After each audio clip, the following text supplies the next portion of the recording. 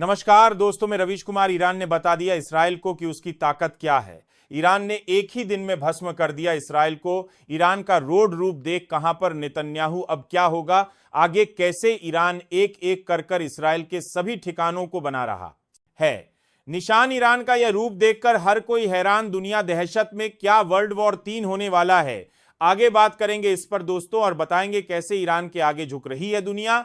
लेकिन अगर आपने अब तक हमारे नए चैनल रवीश न्यूज ज्वाइन को सब्सक्राइब नहीं किया तो कर लीजिए, ताकि ऐसी खबरें आज तक पहुंचती रहे। और हां, कमेंट बॉक्स में जरूर बताइए आप किस देश किस राज्य से हमारी खबर देख रहे हैं। और अगर आपने अब तक ज्वाइन बटन नहीं दबाया है तो ज्वाइन बटन दबा सकते हैं और चैनल को सब्सक्राइब कर लीजिए। चलिए बात करते हैं कि आखिरकार ईरान ने ऐसा क्या किया कि एक दिन में घुटनों पर आ गया। इजराइल रात भर सायरन बजाते रहे, इजराइल के लोगों में अफरा तफरी मची रही और उधर दूसरी तरफ नेतन्याहू सिर्फ यही सोच रहे होंगे कि हमने ईरान से पंगा क्यों ले लिया।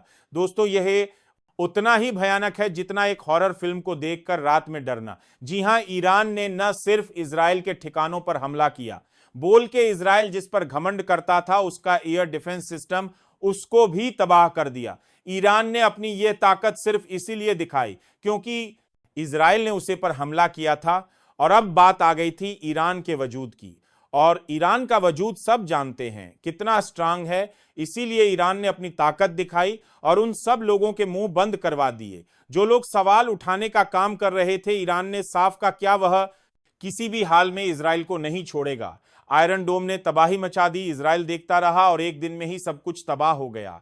इमारत एक खंडहर में बदल गई, डिफेंस सिस्टम खत्म हो गया और ईरान की बैलिस्टिक मिसाइल ने ऐसी तबाही मचाई कि अब की बार जो एयर डिफेंस सिस्टम था वह भी कुछ नहीं कर पाया। वहीं दूसरी तरफ यमन पर लोग सड़कों पर उतर गए और जमकर जश्न मनाया। लोग इस बात से खुश हैं कि ईरान ने इजराइल पर हमला कर दिया, क्योंकि ईरान न सिर्फ एक ताकतवर देश है बल्कि ईरान के आगे हर कोई झुकता है। पाकिस्तान ने अपनी पूरी ताकत ईरान को दे दिए। पाकिस्तान ने ईरान की जमकर मदद की है। कुछ लोग सो रहे थे कि पाकिस्तान आएगा या नहीं ईरान के साथ, लेकिन ईरान के साथ खुलकर पाकिस्तान आ गया है। उधर दूसरी तरफ नेतन्याहू गायब हो गए हैं, छुप गए हैं नेतन्याहू। यह सब कुछ देखने के बाद इजरायली लोगों का बुरा हाल है। एक छोटी सी गलती ने इजराइल को तबाह कर दिया। अली खमोई ने साफ कहा है, इजराइल ने जो कर है उसकी कीमत उसकी चुकानी पड़ेगी। नेतन्याहू के साथ अमेरिका को भी चेतावनी दी है। ईरान ने कि जो भी बीच में आएगा वह हमारा सबसे बड़ा दुश्मन है और अगर किसी ने भी इस युद्ध में इजराइल की मदद की तो इसका अंजाम उसको भी भुगतना होगा। तेल अभी में इस बार निशाना लगाकर ईरान ने ऐसी तबाही मचाई के देखता रह गया। इजराइल ने कभी सोचा भी नहीं था कि इतनी तबाही मचाने वाली है। बात सिर्फ यहीं खत्म नहीं होती। इजराइल ने अब की बार जो गलती की थी उसका गलती की सजा उसको भुगतना पड़ रही है और यह कोई छोटी गलती नहीं थी। इस बार सोच समझकर इजराइल ने हमला किया था, लेकिन वह यह नहीं जानता था कि अब की बार इजराइल के साथ साथ अमेरिका को भी निशाने पर ले लेगा। ईरान का साथ देने चीन, रसिया, पाकिस्तान और सऊदी अरब, ये सारे लोग ईरान के साथ खड़े हैं और नेता याहू के साथ कोई नहीं है। सिर्फ अमेरिका नेतन्याहू का साथ दे रहा है, लेकिन अब तो अमेरिका की भी बोलती बंद कर दी है। ईरान ने जिन हथियारों का इस्तेमाल किया है उसे देखकर इजराइल के होश उड़ गए हैं। इजराइल ने निशाना लगाकर जो गलती की थी, ईरान ने उन्हें जगह पर हमले किए जहां से इजराइल का सारा काम होता है। वो सारे शहर बर्बाद कर दिए जहां पर ईरान ने निशाना लगाया।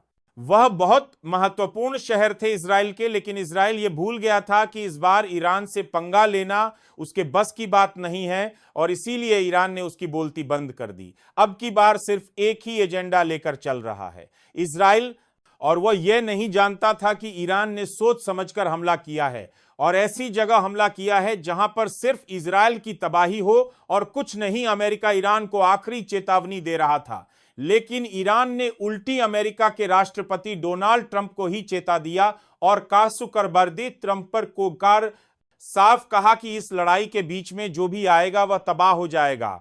उधर दूसरी तरफ हमारे देश के असदुद्दीन ओवैसी ने प्रधानमंत्री से गुहार लगाई है कि जितने भी ईरान में इंडियन छात्र और लोग रह रहे हैं उनको सैफ अली भारत लाया जाए, क्योंकि उन लोगों की जानें हैं को खतरा है। इजराइल और ईरान की लड़ाई अब बहुत आगे बढ़ चुकी है। कई देश ऐसे हैं जो ईरान के साथ आकर खड़े हो गए हैं। पहली बार सऊदी अरब खुलकर कह रहा है कि वह ईरान के साथ है और किसी भी हाल में ईरान को सपोर्ट करेगा। शायद यह नजारा देखा नहीं जा रहा होगा नेतन्याहू से, क्योंकि इस बार जो जंग छिड़ी है वह कोई छोटी मोटी जंग नहीं है। यह एक ऐसी जंग है जो दो देशों की लड़ाई है, क्योंकि आप कहानी की चोरी बयां कर रही है। फिलहाल यह तो साफ हो चुका है कि ईरान का सामना करना इजराइल की बस की बात नहीं है। 2 साल से इजराइल नरसंहार कर रहा है, हमास के मासूम लोगों को मार रहा है, गाजा पट्टी पर हमले कर रहा है और इसमें न जाने कितने निर्दोष लोगों की जान जा चुकी है और उसके बाद भी वह रुकने को तैयार नहीं है। इसीलिए कहीं ना कहीं ईरान ने लड़ाई शुरू की और इस लड़ाई का सिर्फ एक ही अंत है। इजराइल की हर नेता याहू के खिलाफ सड़कों पर लोग उतरेंगे, क्योंकि जो तबाही इजराइल में मची है उसका जिम्मेदार सिर्फ नेतन्याहू है। अब देखना यह है कि यह लड़ाई कहां तक जाएगी, लेकिन इजराइल को यह नहीं पता था कि अब की बार ईरान उसको ऐसा जवाब देगा कि पूरा का पूरा इजराइल ढल जाएगा। तो इजराइल और हम ईरान की जंग में किसने क्या कहा? डोनाल्ड ट्रंप क्यों अकेले पड़ते हुए नजर आ रहा है और सारे बड़े देश, मजबूत देश के से ईरान के साथ खड़े हैं। यह समझिए, सबसे पहले चीन की प्रतिक्रिया आई सामने, जहां पर उसने कहा कि हम इजराइल के इन हमलों की निंदा करते हैं। यह एक नरसंहार है। जिस तरीके से इजराइल ने हमला किया ईरान के ऊपर, हम इसकी कड़ी निंदा करते हैं और हम ईरान के साथ खड़े हैं।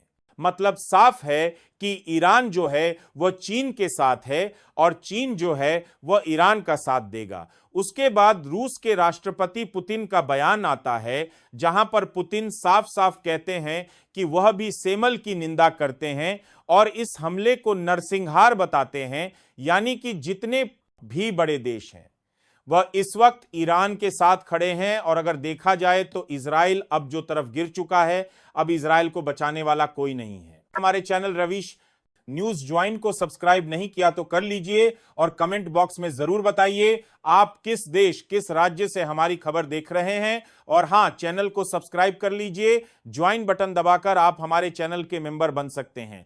तो सोच क्या रहा है अभी? ज्वाइन बटन दबाएं और हमारी पत्रकारिता को सपोर्ट करें। धन्यवाद।